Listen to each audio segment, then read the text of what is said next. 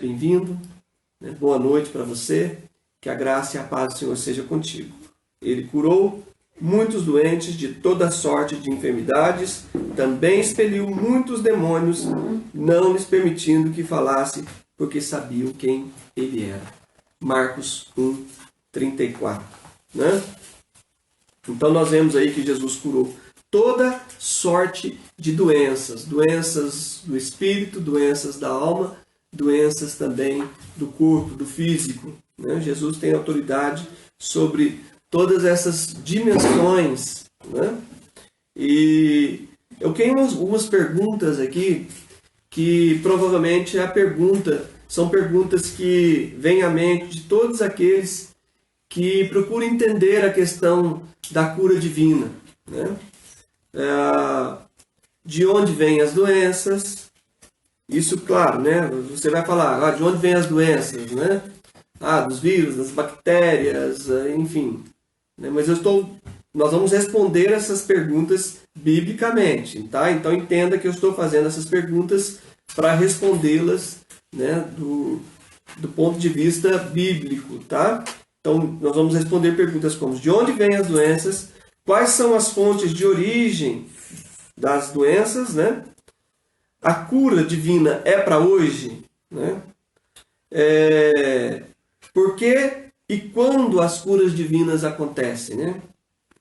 E por que elas não acontecem? E quando elas não acontecem? Por quê? Por que que alguns são curados e outros não? Nós vamos responder esse tipo de pergunta. Como eu já enfatizei até mesmo na igreja, eu gostaria de voltar a falar isso, porque nós estamos estudando os evangelhos sinóticos, né? Nós estamos estudando as passagens bíblicas que são narradas nos 3 evangelhos, né? Que possuem histórias, as histórias semelhantes, né? Que é Mateus, Marcos, Lucas. Mas a gente não vai se prender a um único método de estudar, né? Porque nós faríamos, se seguíssemos, né, o estudo dos evangelhos sinóticos simplesmente, né, se atendo a estudar da forma formal, nós faríamos simplesmente estudos bíblicos expositivos, né, onde nós iríamos examinar profundamente os versículos, né, mas nós temos feito uma coisa diferente aqui. Às vezes o texto vai nos dirigir para fazer estudos temáticos, né, o que a gente vai fazer agora, por exemplo, né, eu estou usando só um versículo para falar sobre o assunto de cura divina, tá? E outras vezes, os nossos estudos serão devocionais, né? Por exemplo, como a gente fez semana passada, quando nós falamos da cura da sogra de Pedro, né? Enfatizando que alguém, para poder servir a Deus, tem que estar curado, né? Nós levamos aí para um lado da cura do espírito, da alma, enfim. Hoje nós vamos enfatizar, vamos dar ênfase à questão da cura física, tá? Porque, como diz o texto, Jesus curou toda sorte de enfermidades. Então nós vamos enfatizar.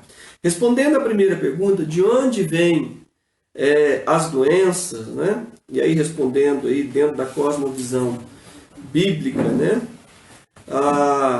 Nós temos aí Romanos 5:12 como parte da nossa resposta, né? Porque ela vai mostrar para vocês a origem das doenças, né? Por quê? Porque, de acordo com o projeto de Deus, a doença não estava na criação, né? Ela veio com uma decorrência da queda, do pecado. Em Romanos 5:12 a gente lê lá: portanto, assim como por um só homem entrou o pecado no mundo, e pelo pecado a morte, assim também a morte passou a todos os homens, porque todos pecaram. Né? Você pode perguntar, mas aqui não está falando de doença, mas está falando de morte. Morte era algo que não existia. E a morte veio com a queda, né? E quais foram os sintomas da presença da morte no ser humano, né? Porque Deus havia dito a Adão que que se ele comesse, né, se ele transgredisse a ordem dele de não comer do fruto que Deus havia proibido, ele morreria, né? Adão morreu logo depois que comeu? Não, né? Mas a morte já havia entrado dentro do seu corpo. Com que tipos de manifestações, né?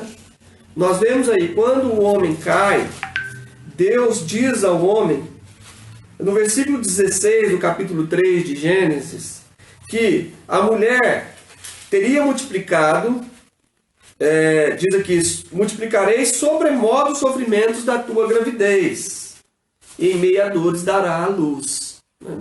Então, indícios de dores aparecendo no corpo humano. E aí, nós vemos depois Deus falando com Adão, visto que atendeste a voz da mulher, comeste da árvore que eu te ordenara que não comeste, maldita é a terra por tua causa, com fadigas obterá delas o sustento durante os dias de tua vida. Então fala de fadiga, fala de cansaço, coisa que também não existia. Tudo isso sintomas da presença da morte se instalando dentro do corpo humano a partir do momento da queda, a partir do momento do pecado. Né? Diz ainda mais, a terra também se tornou um lugar amaldiçoado, deixou de ser um lugar propício, né? Para que o homem vivesse de forma eterna, até onde nós entendemos, né? Nós entendemos que a criação original permitiria o homem viver eternamente, né? Tanto é que você percebe ali a presença da árvore da vida, e você olha lá a árvore da vida no livro de Apocalipse, quando ela aparece novamente, né, fala que a árvore tem poder medicinal de curar os povos. Né? Então eles estariam comendo da árvore da vida continuamente, eles estariam prolongando a vida, né, até onde nós entendemos, de uma forma eterna. Tá? Então, essas coisas, dores, né, maldições, fadigas, cansaço, tudo isso indícios da morte tendo se instalado. E aí Deus fala para ele, e no versículo 19, no suor do rosto comerás teu pão, até que tornes a terra, pois delas foste formado, porque tu és pó, e pó ao pó tornarás. Né? Deus provavelmente deve ter explicado exatamente o que seria morte para Adão, porque ele ainda não tinha tido experiência com a morte. Né? Claro, né? A pessoa não poderia falar da própria morte. Né? Quem morre não tem condição de falar da sua experiência depois de morto. Né? Mas eu estou falando de experiência de ver alguém morrer, até mesmo de um animal morrer.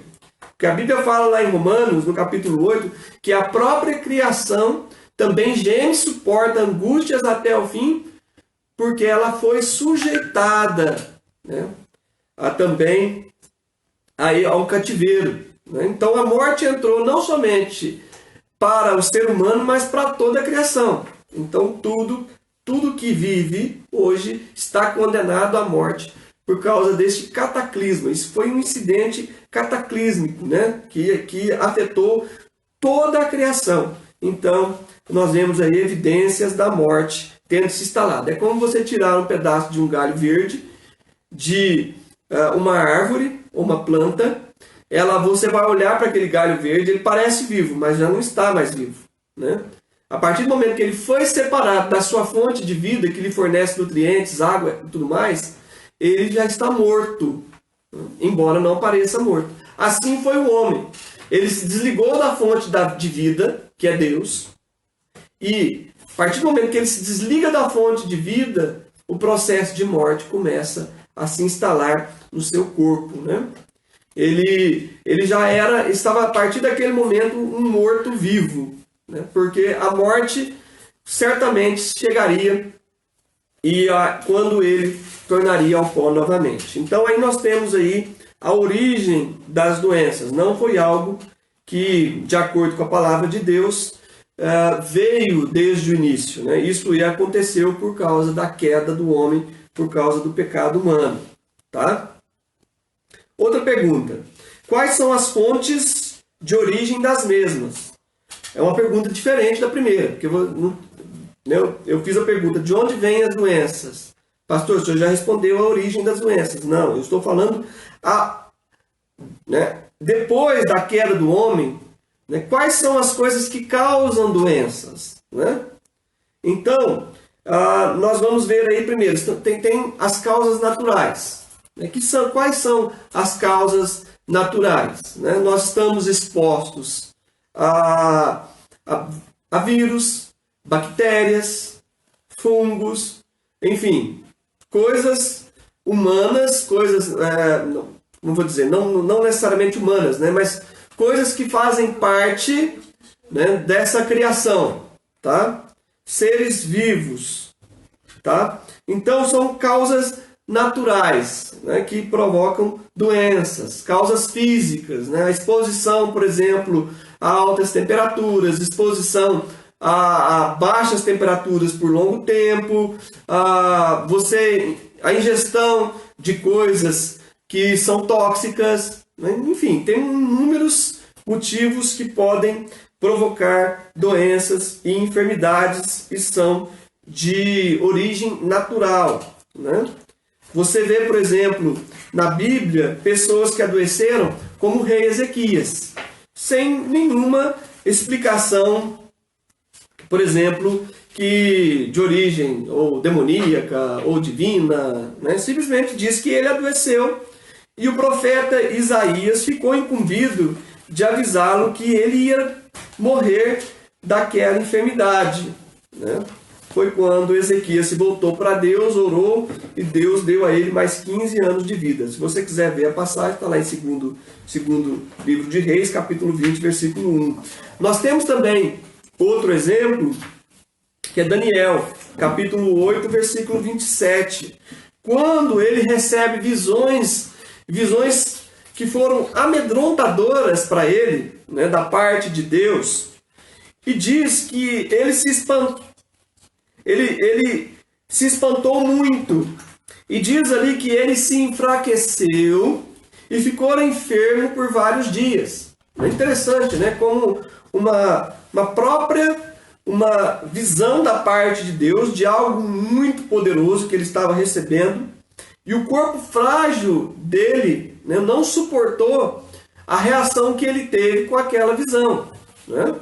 Ele ficou espantado, ele ficou realmente afetado no seu físico com aquela experiência, né? Então, às vezes, enfermidades podem ser causadas por um estresse emocional, né? Estresse físico, pode ser causada por algum tipo, né, de impacto emocional forte que alguém tem, né? E aí traz enfraquecimento, diminuição da imunidade, né? E, consequentemente, enfermidade. E foi esse o caso, por exemplo, de Daniel, né? Então aqui não fala nada de que tenha sido Deus, de que tenha sido o diabo, simplesmente, né, o corpo frágil reagindo, né, a impactos emocionais. Tá? Nós temos, por exemplo, o caso de Dorcas, né, também chamada de Tabita, no capítulo 9 de Atos, versículo 37. Se você quiser, vai anotando esses versículos aí, né? Nós estamos falando de fontes de doenças, tá? E nós estamos falando de causas naturais para as doenças. E diz também que ela simplesmente adoeceu, mesmo sendo uma mulher correta, uma mulher boa, que ajudava as pessoas, né? Enfim, nós não vemos aqui nenhum motivo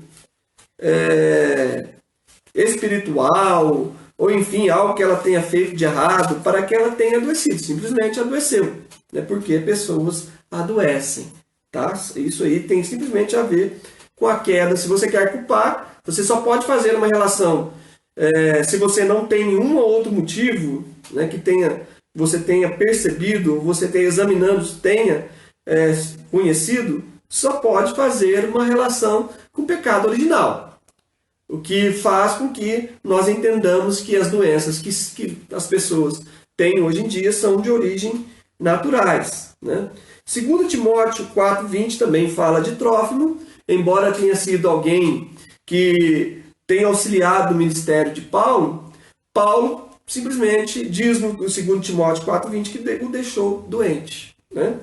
1 Timóteo 5,23 também, Paulo aconselha a Timóteo a tomar não somente água, mas também tomar um pouco de vinho, por causa das suas constantes enfermidades. Né? Estava se referindo provavelmente a problemas no sistema digestivo dele. Tá? Então, pessoas, todas essas que eu narrei aqui, por exemplo, eu estou te falando, eram pessoas boas, eram pessoas servas de Deus, né? Mas que também adoeceram. Tá? Então, doença é uma coisa agora, né? Natural, vamos dizer assim. Assim como tem sido falado sobre um novo normal, né? Esse é o normal depois da queda. O normal depois da queda é as pessoas adoecerem. Tá? Faz parte da natureza em que nós vivemos agora. Tá bom? Então, agora, existem outros agentes para as doenças? Existem sim. Né? Tem doenças, por exemplo, que são provocadas diretamente da parte de Deus. Né? Deus é um outro agente que também opera dentro desse nosso universo, né? Que nós vivemos. Se você vê, por exemplo, Levítico, capítulo 25, versículos 15 e 16, você vai ler lá o seguinte, Levíticos 25, 15 e 16.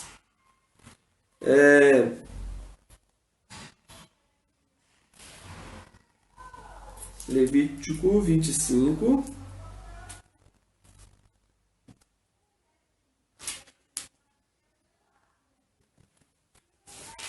Peraí.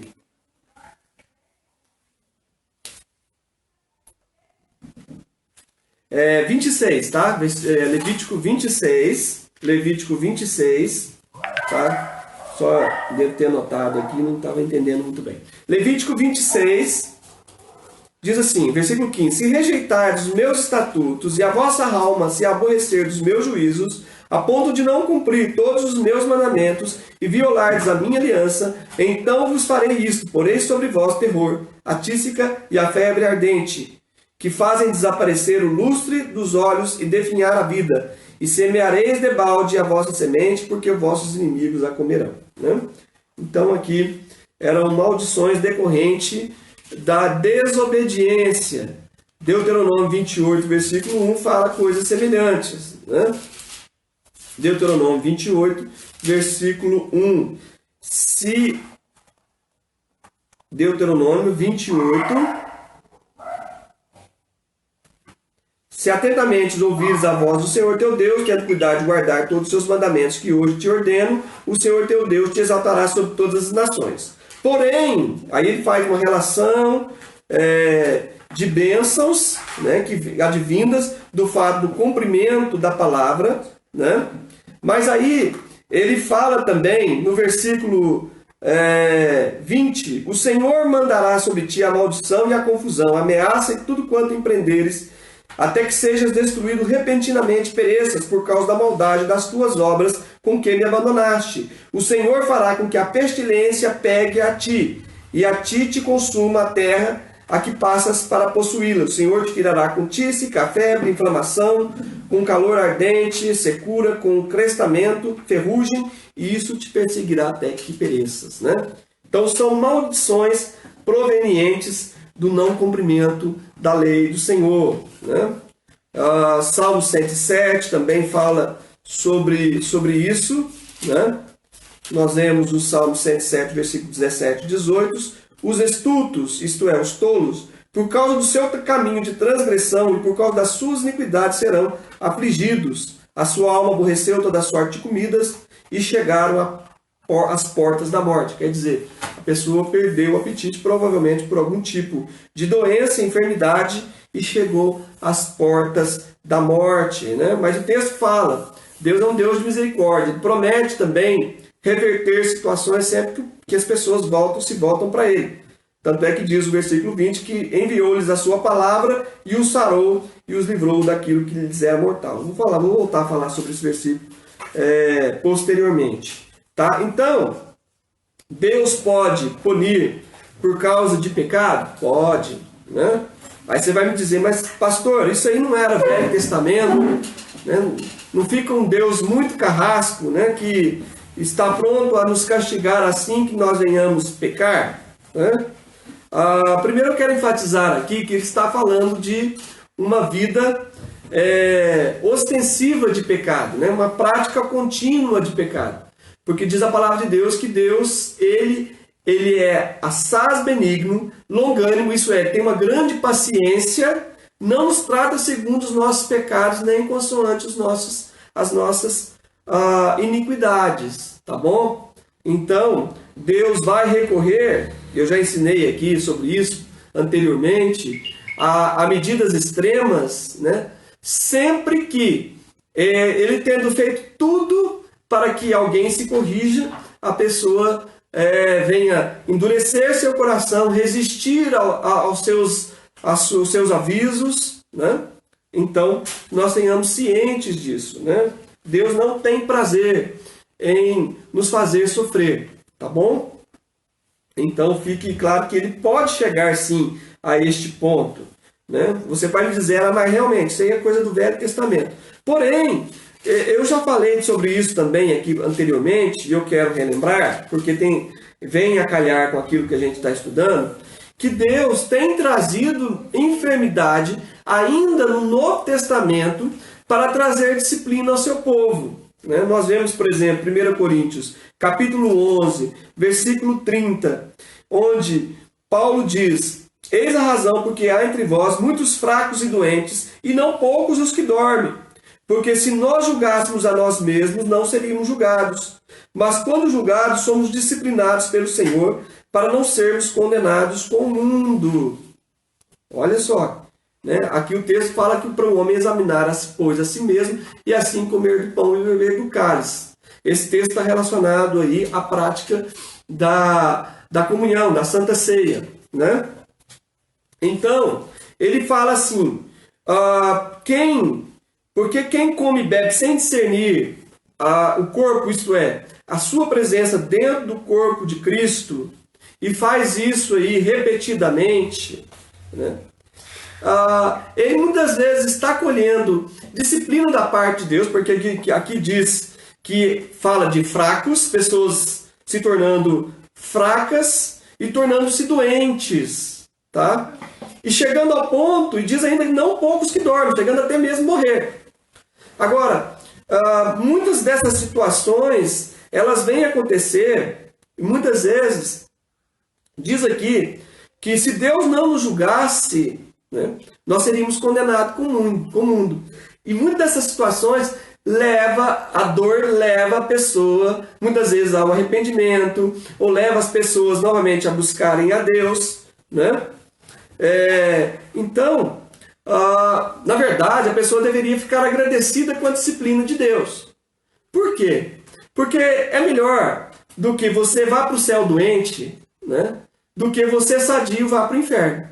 Você está entendendo o que eu estou querendo dizer com isso? Muitas vezes a disciplina de Deus vem e muitas vezes ela leva a pessoa a voltar-se para Deus, né? Então é preferível que a doença venha do que Deus deixe de disciplinar e a pessoa continue no erro até morrer sem estar firme na fé, né? Então, que você veja as coisas da perspectiva de Deus e não do ponto de vista humano. O sofrimento, ele parece ser algo muito ruim quando você está passando, né? Mas a Bíblia diz que o que nós passamos aqui na Terra é uma leve e momentânea tribulação, que não se compara ao eterno peso de glória que está para nos ser revelado, né?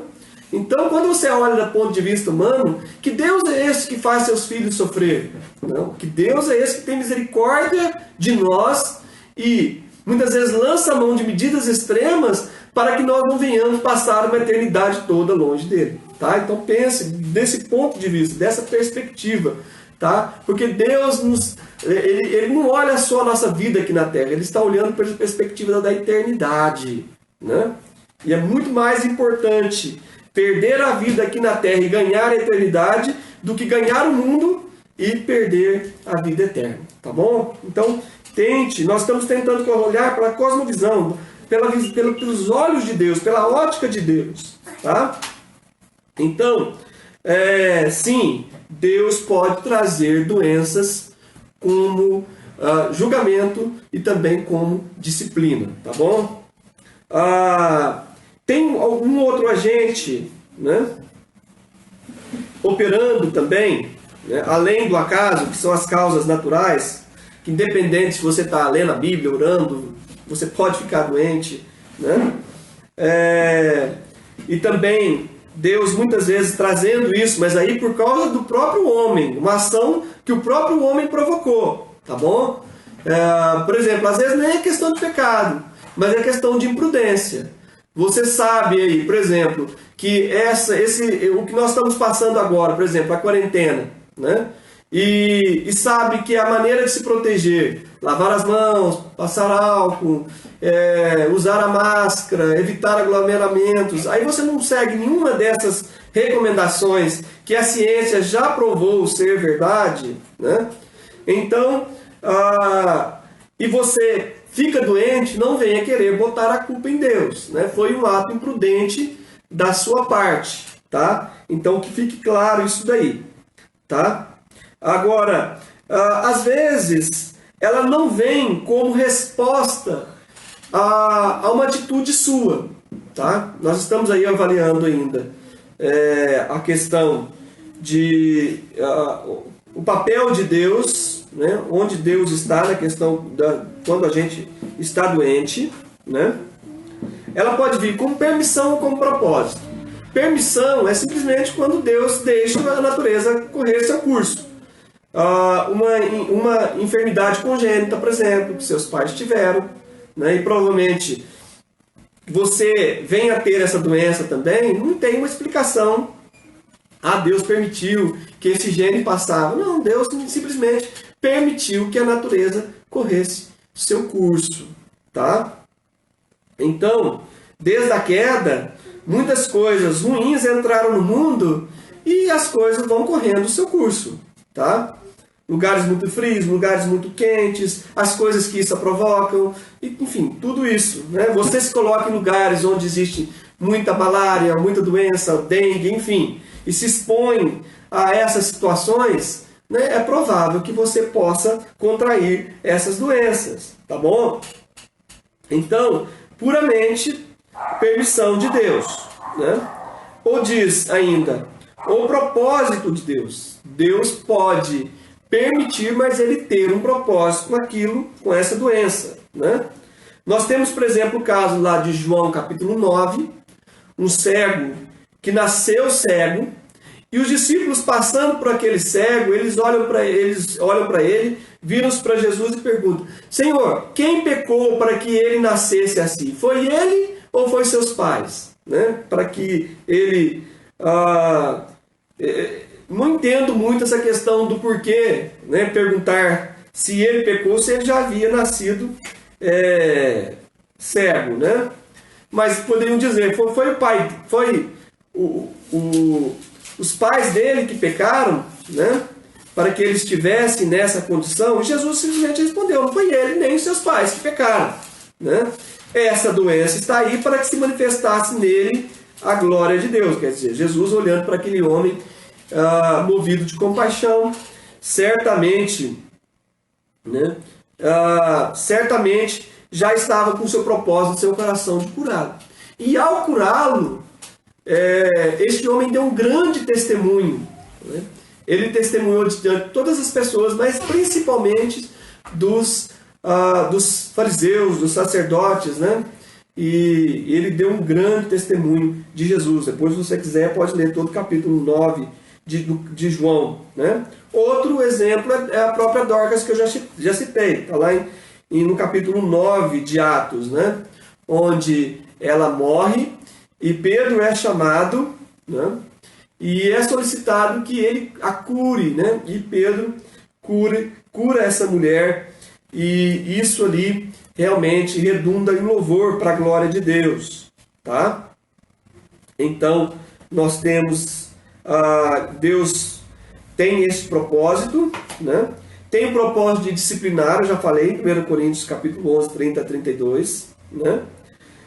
Por exemplo, Paulo também, em 1 Coríntios capítulo 12, né, ele é acometido de um problema que nós entendemos que seja uma enfermidade. Depois eu tenho até um texto que provavelmente que seja o que teria acontecido aqui, né?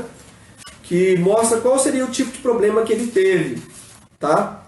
E é interessante que ele atribui a causa desse problema a duas fontes, né? A primeira é Deus. Em 2 Coríntios capítulo 12, ele diz assim, ó: e para que não me soberbecesse com a grandeza das revelações, foi-me posto um espinho na carne. Vou parar por aqui, né? Por quê? Porque ele havia recebido revelações grandes, profundas da parte de Deus. Ele relata aí no começo do capítulo 12 que ele havia sido arrebatado até o terceiro céu, né? Quer dizer, o lugar onde Deus habitava, e havia sido dado revelações e visões para eles ali que ele sequer ousava relatar, né? Tamanha a grandeza dessas revelações. E diz aí, para que ele não se engrandecesse, Deus permitiu que este espinho lhe fosse colocado na carne. Tá? Então, por isso que ele vai pedir a Deus para que tirasse esse espinho da sua carne, aí no versículo 9. Né? Então, queridos, nós vemos essa fonte, que é Deus ou permitindo, ou tendo um propósito. Permite, mas com um propósito. Tá certo? Agora, um outro agente interessante, eu quero continuar aqui no 2 Coríntios capítulo 12, o próprio versículo 7 nos mostra, né, foi-me posto um espinho na carne, mensageiro de Satanás. Que interessante, né? Para me esbofetear, a fim de que eu não me exalte. E diz ainda que ele pediu 3 vezes a Deus para que o tirasse, e Deus respondeu o quê? A minha graça te basta. Tá? Deus pode não curar uma enfermidade, mas Ele vai te dar graça para suportar, para viver com aquela condição. Né? Quantas pessoas aí vivem com determinadas condições físicas, né? Que roubam-lhe a qualidade de vida? Pessoas que convivem com pressão alta, convivem com asma, convivem, enfim, com diversos tipos de enfermidades. Né? Eu lembrei daquelas que me são mais próximas, mais comuns, para pessoas que convivem com dores nas costas, enfim, né? Inúmeros tipos de condições, às vezes até crônicas, né? Tá? De enfermidades. Tá? E nem por isso culpam a Deus ou deixam de seguir ao Senhor por causa disso. Né? Porque um dia a cura para todas as enfermidades vai chegar. Essa nossa condição é transitória. Tá? E um dia nós teremos a resposta, a cura para toda a nossa enfermidade. Tá bom? Então, nós vemos aí um outro caso de Satanás provocando enfermidade. Né? Interessante, eu falei para vocês que era um espinho na carne colocado por um mensageiro do diabo. Né? E Lucas capítulo 13, versículo 11. Lucas capítulo 13, versículo 11, diz que havia uma mulher enferma, né? E veio ali uma mulher possessa de um espírito de enfermidade. Havia já 18 anos, andava ela encurvada, sem de modo algum poder endireitar-se. Ela tinha um problema, né, nas costas e andava toda torta. Né? Eu não sei se vocês já tiveram a oportunidade de ver alguém assim. Eu, na minha cidade natal, sempre passava na rua da casa onde morava uma senhora. Ela andava praticamente fazendo um ângulo de 90 graus. Né? Toda realmente encurvada por causa de um desvio muito forte na coluna. Tá? Só que esse caso aqui, interessante, era causada por um demônio. Vocês acreditam? Né? Que interessante. Agora, o mais extraordinário nesse caso aqui não é o fato de um demônio causar uma enfermidade física né? Enfermidade física, não estou falando de enfermidade espiritual, né? Como uma pessoa que está endemoniada, tá? Ela tinha um problema físico. Alguns estudiosos diziam que ela não tinha nenhum problema na mente dela, tá? Ela não estava sendo afetada na sua mente. Ela tinha até o costume de ir na sinagoga todos os sábados, né? Que bênção, né? Você, olha a bênção de você estar vindo à igreja. Abri um parênteses aqui só para fazer uma deixa sobre a questão da importância de congregar, né? Se ela provavelmente não fosse uma pessoa assídua, né, no congregar-se, ela teria perdido, quem sabe que fosse um dia que ela faltando, teria perdido a oportunidade de receber uma grande bênção. Diz a palavra de Deus no Salmo 133, que quando se vivem unidos os irmãos, ali ordena o Senhor bênção e vida, né? Então, bênção em todas as áreas da sua vida e vida, né? Vida se reflete no nosso corpo, no nosso emocional, né? Tá bom? Só abrindo parênteses para você. E aí, diz aí que os fariseus, né? O chefe da sinagoga, enfim, esses líderes religiosos se opuseram a Jesus porque ele curou no sábado. Era uma interpretação muito rigorosa da lei, né? Que ia para além daquilo que Deus tinha intenção para quando Deus criou, né, o sábado para servir ao homem, não o homem para servir o sábado, né? E aí eles se irritaram com Jesus e Jesus disse a eles, né? Por que motivo não se deveria livrar deste cativeiro em dia de sábado esta filha de Abraão, a quem Satanás trazia presa há 18 anos? Interessante, Jesus chama ela de filha de Abraão, né? É uma expressão porque ela é uma herdeira espiritual das bênçãos dadas a Abraão. E não era qualquer um que podia ser possuidor de um título como esse. Porque de acordo com João Batista, por exemplo, ele diz que Deus poderia, disse aos líderes religiosos, não fiquem dizendo por aí, somos filhos de Abraão, porque Deus pode pegar essas pedras e tornar elas filhos de Abraão. Né? Porque era mais fácil aquelas pedras se tornarem filhos de Abraão do que aqueles homens duros de coração, mais duros do que as próprias pedras. Então é interessante como que o demônio, Satanás, né, pôde tocar no físico daquela mulher. Né? Para você ter uma base, tocou em Paulo. Né? E tocou também em Jó. Né? Jó, você vê lá em capítulo 2, versículo 6, versículo 7, né? Quando Satanás ele já tinha tentado de tudo para fazer com que Jó abandonasse a sua fé, né? E aí Deus fala para ele, viste como meu servo Jó é um homem íntegro, justo, que se desvia do mal. Aí Satanás novamente, né, ele provoca, né? Porque ele diz, disse o Senhor a Satanás, então Satanás respondeu ao Senhor, pele por pele, tudo quanto o homem te tem, dará pela vida. Estende, porém, a mão, toca-lhe nos ossos e na carne, e verás se não blasfema contra ti na tua face. Disse o Senhor a Satanás, eis que ele está em teu poder, mas poupa-lhe a vida. Então saiu Satanás da presença do Senhor e feriu a Jó de tumores malignos, desde a planta do pé até o alto da cabeça. Então, quer dizer, Deus deu autoridade, né, deu permissão a Satanás de tocar na vida de Jó com ferimentos realmente que foram graves, né, porque diz que ele ficou ferido desde o alto da cabeça à ponta do pé ele se coçava, né, com cacos, tamanha situação em que ele se tornou, ele ficou, né? Então, querido, Satanás pode provocar doenças? Sim, né?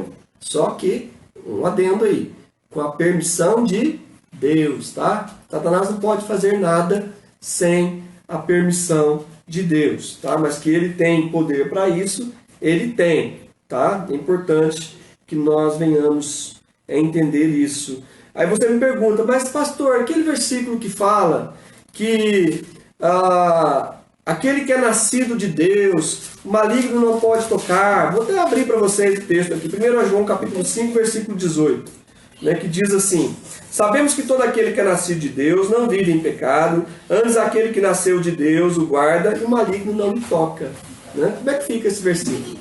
Gente, se a gente vê isso acontecendo, né, o maligno, Satanás tendo poder de tocar na carne de um servo de Deus, né? Porque esses 3 casos que eu dei para vocês aqui eram casos de pessoas tementes a Deus, né? Como é que fica esse texto aqui, né? Gente, é preciso você entender. Jesus disse: todo aquele que vem a mim, né, de modo algum lançarei fora, né? E que o inimigo não pode arrebatá-lo da sua mão. Quer dizer, o inimigo não tem poder de tirar você da mão de Jesus.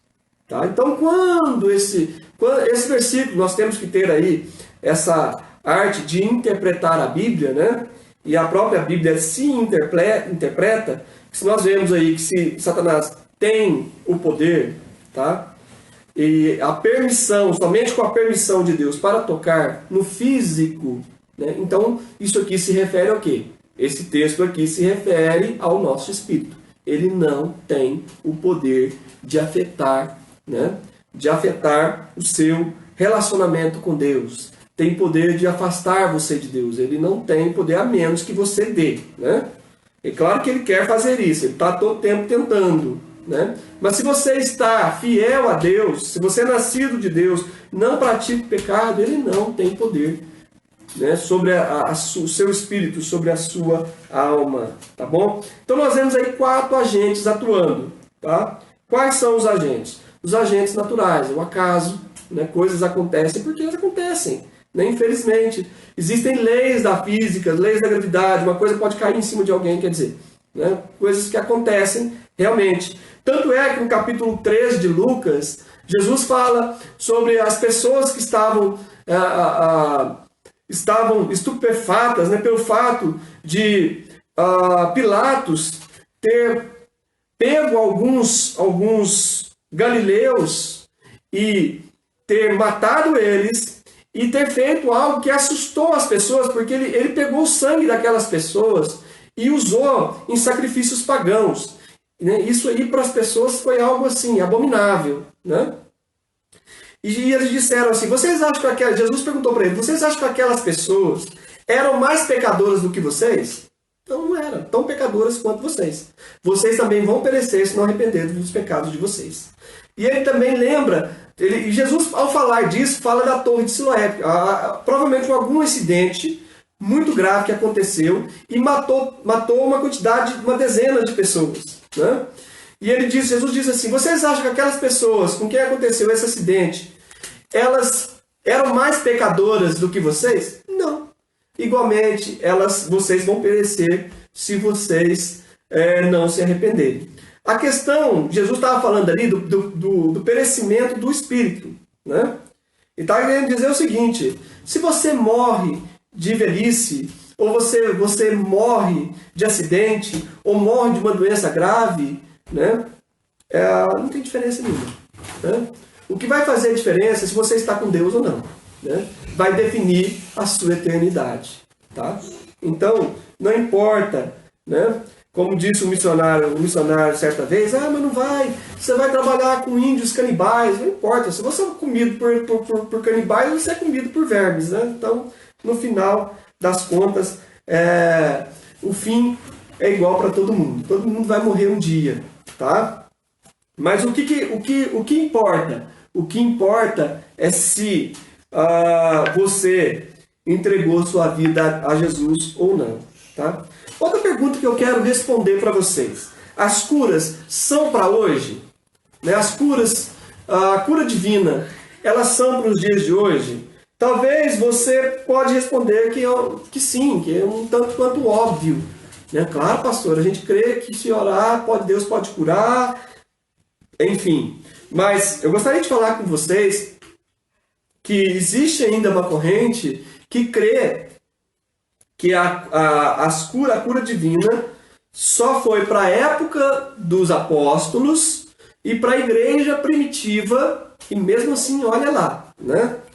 É um grupo que nós chamamos de cessacionistas, que diz que alguns dons espirituais, como línguas, curas, né, elas cessaram ali na época da igreja primitiva.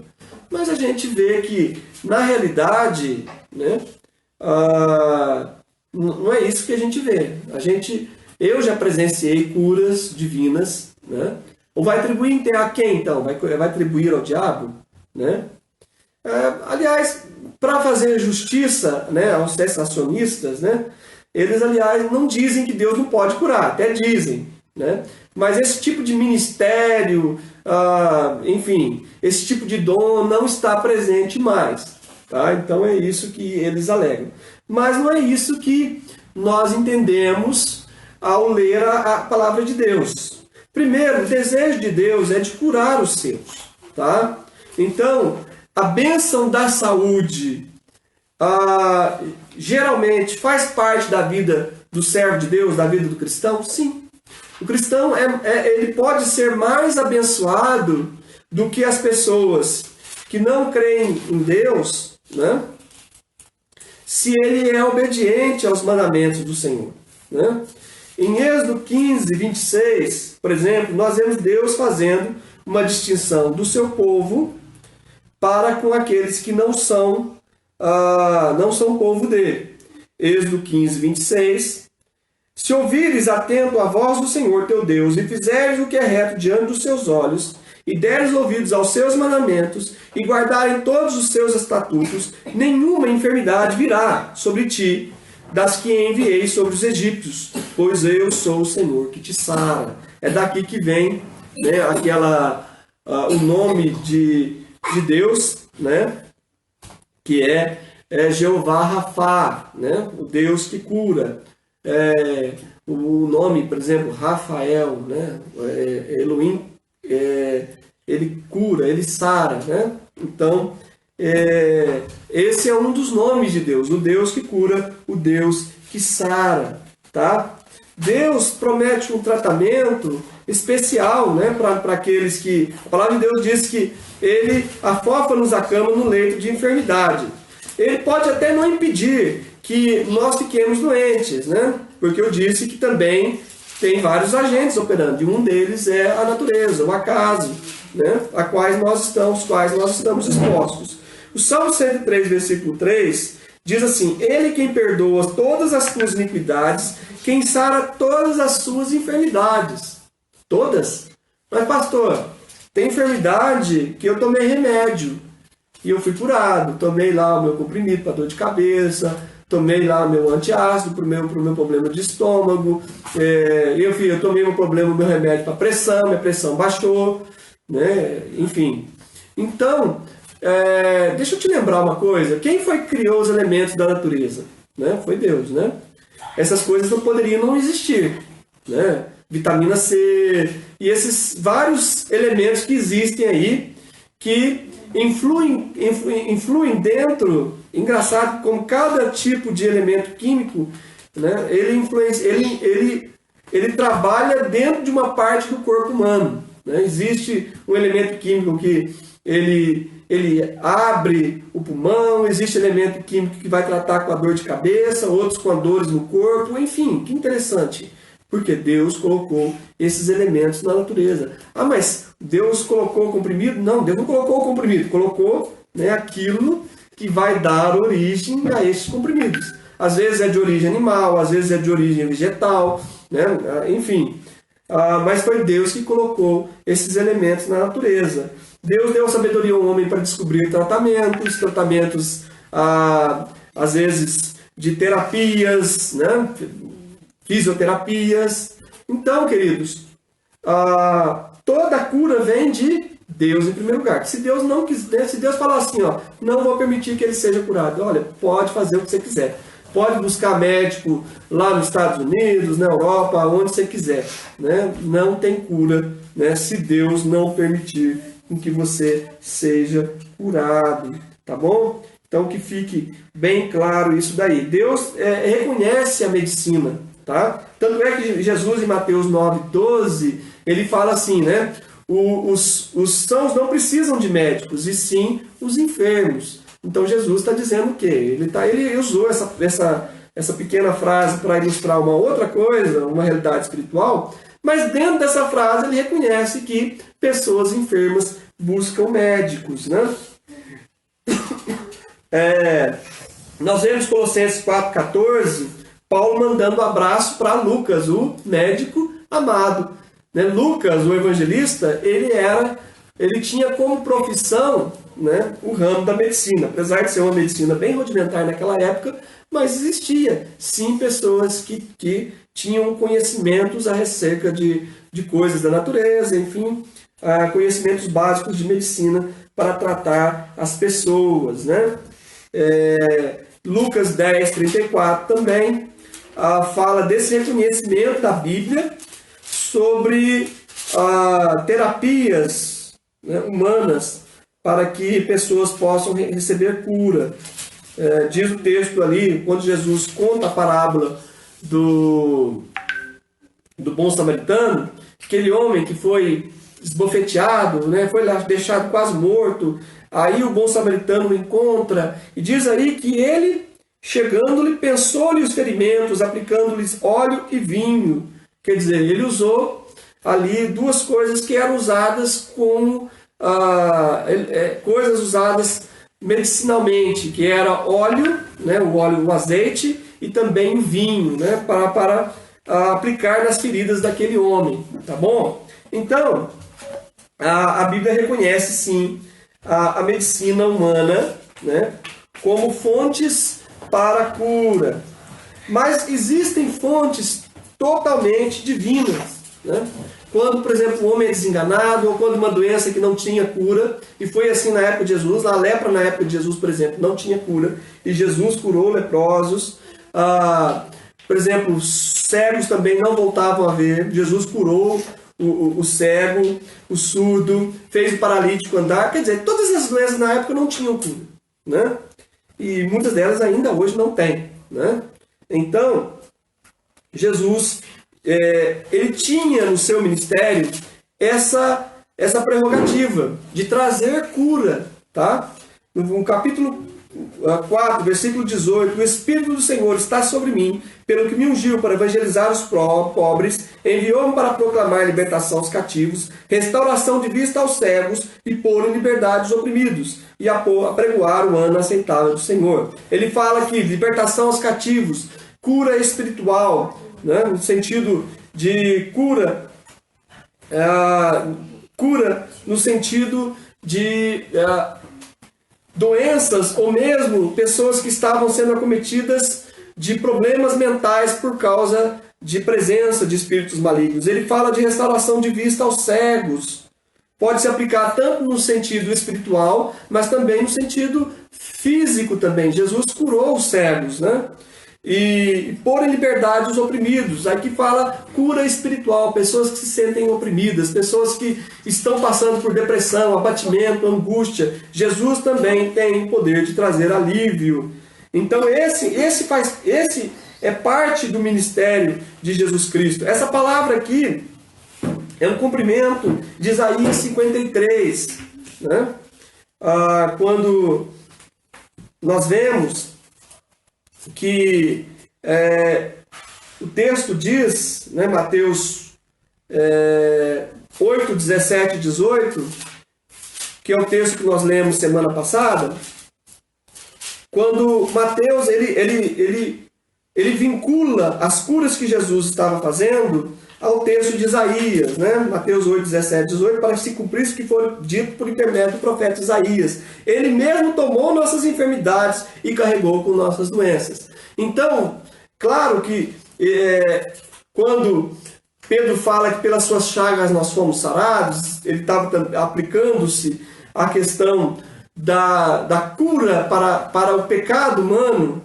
Mas nós vemos aqui também que esse texto se aplica também à cura física. Jesus no Calvário conseguiu para nós também a possibilidade, escute o que eu estou falando, a possibilidade de recebermos cura divina, porque pelas suas pisaduras nós fomos sarados. Não significa cura para todos, tá? O próprio Jesus em Nazaré, quando ele foi provocado a fazer os mesmos sinais que ele havia feito em Cafarnaum, né? Ele respondeu dessa forma, né? Vocês estão buscando sinais, né?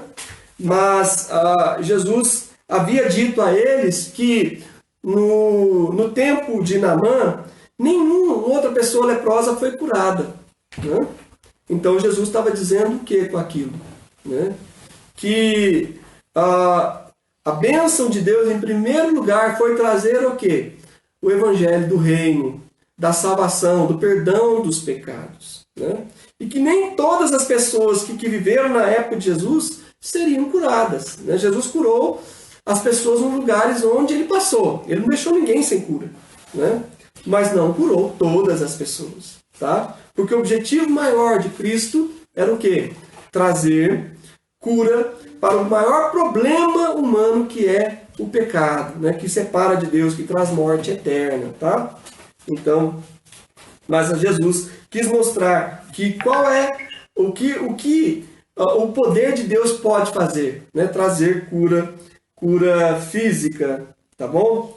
Então Jesus é o mesmo ontem e hoje será para sempre o mesmo, diz a palavra de Deus, né? Em Hebreus capítulo 13, versículo 8. Jesus é o mesmo hoje, ontem e será para sempre o mesmo. Então, se Jesus não mudou e curou no passado, Jesus, né? Nós deduzimos então que ele tem poder para curar ainda hoje, tá? Deixa eu terminar esse ponto e aí eu vou terminar e vou fazer uma segunda parte semana que vem, tá? E aí a gente vai continuar falando e responder outras perguntas, tá? Mas deixa eu só terminar esse ponto e eu vou falar quais seriam as duas perguntas para respondermos na semana que vem, tá? Em Mateus capítulo 10, versículo 1 e 8, Jesus chama os discípulos, tendo chamado os seus 12 discípulos, deu Jesus autoridade sobre os espíritos imundos para os expelir e para curar toda sorte de doenças e enfermidades.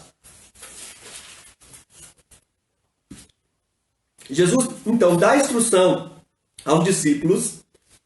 E no versículo 8, ele diz assim: curar enfermos, ressuscitar mortos, purificar leprosos, expelir demônios. Essa foi a ordem que Jesus deu aos seus discípulos, né? Quando eles saíssem para pregar o evangelho. Jesus mandou-os para pregar o evangelho, né? Então, essa foi a ordem que Jesus deu para eles. Tá? Foi só então... Pastor, mas isso foi especificamente para os apóstolos. Será? Né? Será que não se aplica a nós também? Vamos ver então o que a Bíblia continua dizendo. João 14, versículo 2. João 14, versículo 2. Versículo 12. Versículo 12. Em verdade vos digo que aquele que crê em mim fará também as obras que eu faço e outras maiores fará, porque eu vou para junto do Pai. Jesus disse então que aquele que cresce nele faria obras maiores. Aqui não está especificando se é os discípulos. Ele está falando para todo aquele que cresce nele. Tá? Quer ver um outro texto também? Né? Esse texto aqui bate muito com... Porque ele disse aqui, porque vou para junto do Pai. Essa foi a explicação que ele deu. Né? Efésios 4:8. Agora já é Paulo falando. Paulo não foi um dos 12 apóstolos. Tá? Ele foi um apóstolo, como ele diz, fora do templo. Apóstolo aos gentios. Né? Ele não foi aqueles 12 originais.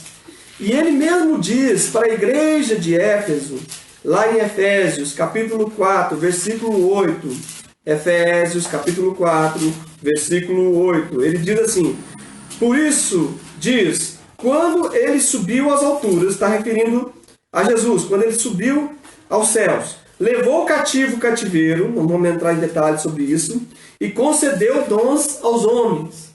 Ele concedeu dons. Que tipo de dons que ele concedeu? 1 Coríntios capítulo 12, versículo 9. Olha só, fala de vários dons aqui. Né? Pois diz aqui o versículo 8.